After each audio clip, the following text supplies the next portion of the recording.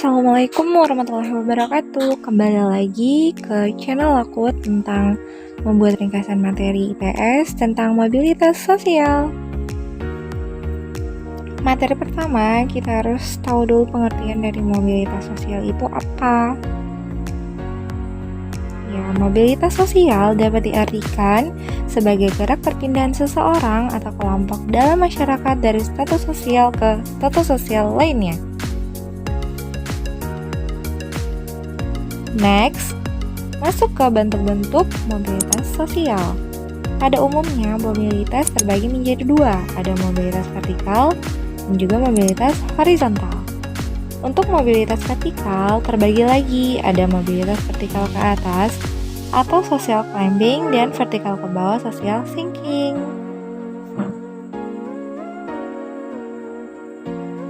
Contoh dari mobilitas vertikal ke atas, contohnya itu dari Bapak Jokowi yang awalnya wali kota, kemudian menjadi presiden.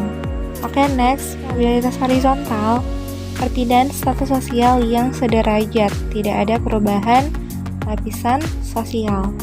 Contohnya itu seperti tukang bakso, awalnya dia sebagai tukang bakso merubah profesinya menjadi tukang nasi uduk. Sama ya, hampir sederajat. Next, kita masuk ke faktor-faktor pendorong terjadinya mobilitas sosial. Yang pertama dipengaruhi oleh faktor individual, di mana ini berhubungan dengan kualitas yang dimiliki oleh individu itu sendiri.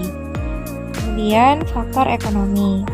Kondisi ekonomi seseorang dapat mendorong untuk melakukan perubahan dalam hidupnya.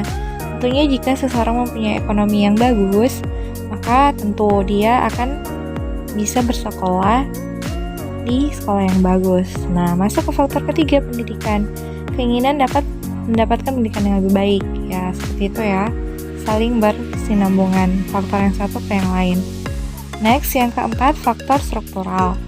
Kesempatan yang diberikan agar individu dapat menaikkan status sosial dan juga kelas sosialnya. Dan yang kelima adalah faktor politik, yaitu tentang keadaan atau kondisi suatu negara yang mempengaruhi naik atau turunnya status seseorang. Ya, faktor politik ini yang dimaksud pemerintahnya itu menentukan tidak perubahan yang bisa terjadi oleh rakyatnya. Itu kebijakan-kebijakan.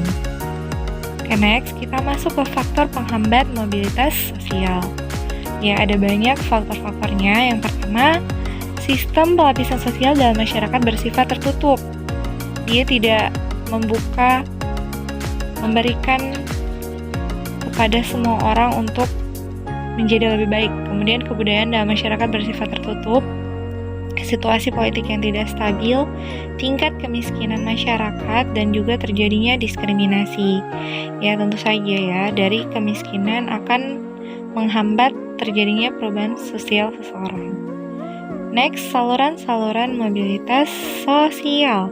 Dalam mobilitas sosial, kita dapat menyalurkannya di berbagai lembaga, misalnya seperti lembaga pendidikan, organisasi ekonomi, lembaga keluarga, lembaga keagamaan, lembaga militer, dan juga organisasi politik. Ya, semua ini berperan dalam penyaluran terjadinya perubahan status sosial dalam kehidupan kita. Semua lembaga-lembaga ini, organisasi ini sangat penting, bisa mendorong terjadinya perubahan status sosial kita, bisa pula menjadi penghambat dari perubahan status sosial kita sendiri. Tergantung dari diri kita sendiri. Intinya itu individu ya yang menentukan pilihan kehidupannya ingin menjadi lebih baik atau tidak. Nah, ini dia ya, pendidikan dianggap sebagai sosial elevator atau perangkat. Pokoknya semua saling membutuhkan satu sama lain. Oke, kita masuk ke materi terakhir, yaitu dampak dari mobilitas sosial. Yang pertama kita bahas tentang dampak positifnya. Mendorong seseorang untuk maju, tentu saja. Kemudian mobilitas sosial mempercepat perubahan sosial seseorang, tentu saja. Dan yang ketiga, meningkatkan kesejahteraan hidup. Yang keempat, terjadinya peningkatan kualitas hidup seseorang. Ya, jadi termotivasi ya untuk berubah menjadi lebih baik. Next, yang dampak negatifnya, menyebabkan pertentangan atau konflik. Ya, ini sering terjadi ya, karena ada rasanya kecemburuan akibat status sosial.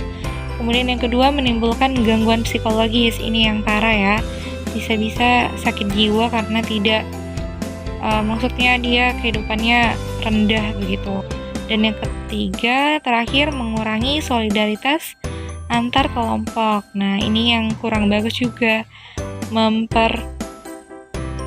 maksudnya merenggangkan gitu loh. Oke, kita udah di akhir video. Thanks for watching yang udah nonton video ini. Semoga ringkasan materinya bisa membantu adik-adik dalam pembelajarannya di sekolah. Sampai jumpa di materi selanjutnya. Tetap semangat belajar. Wassalamualaikum warahmatullahi wabarakatuh.